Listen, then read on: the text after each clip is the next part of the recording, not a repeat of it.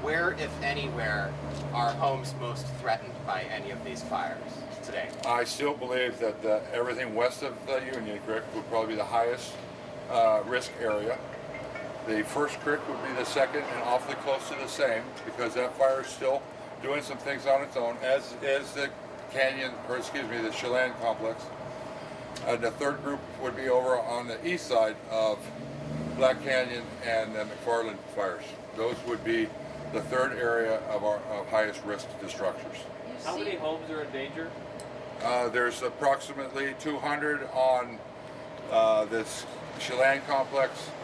I believe there's probably 50 or 60 at risk on the two outsides of the first creek fire, and there's another 200. They're spread out more so than over in this neck of the woods, but there's another 200 houses and structures over there on the east side of Black Canyon and the McFarland that we're concerned about.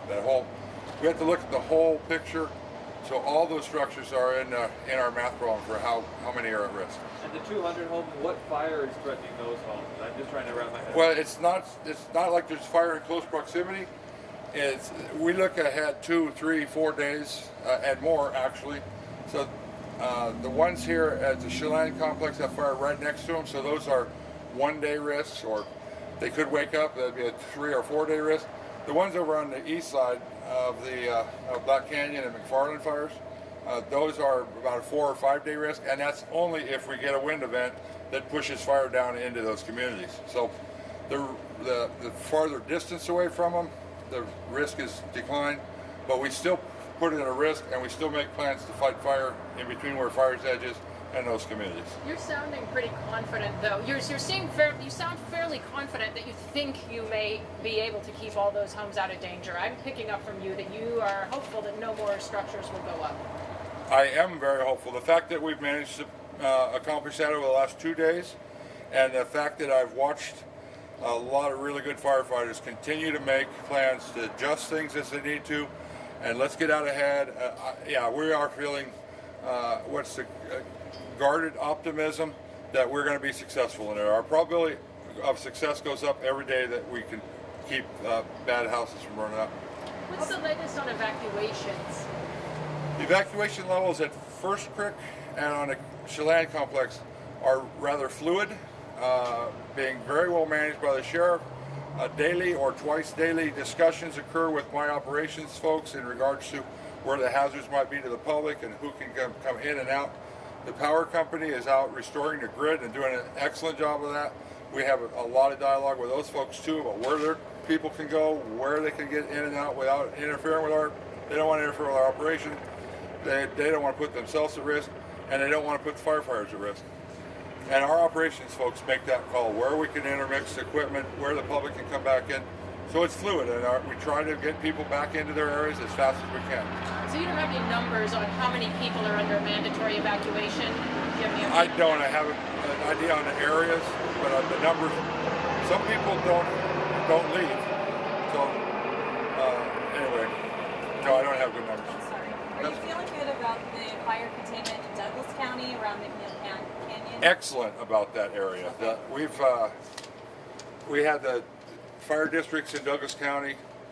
Pretty much, when that thing came across the river, they jumped on it, and that fire spreads really quick. There's over 30,000 acres of fire over in Douglas County that came out of the initial attack here on the Chelan complex.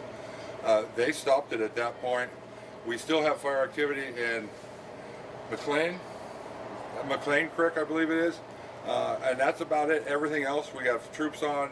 The fire districts have had resources out there. We've checked and rechecked a large percentage of that perimeter, and we're feeling real good about that. With so much area to cover, are you worried about not having enough people, or how difficult is it to get enough people to fight all these fires? Well, the entire country's fire program and organization has been taxed heavily for about the last 3.5 to 4 weeks. We have been told for about the last couple of weeks that each of the geographic areas that are organizing the fire suppression effort, and one of the geographic being Oregon, Washington, at the national level, is that you guys are going to need to share and utilize the resources you have, because everything we got is engaged in one place or another for the most part.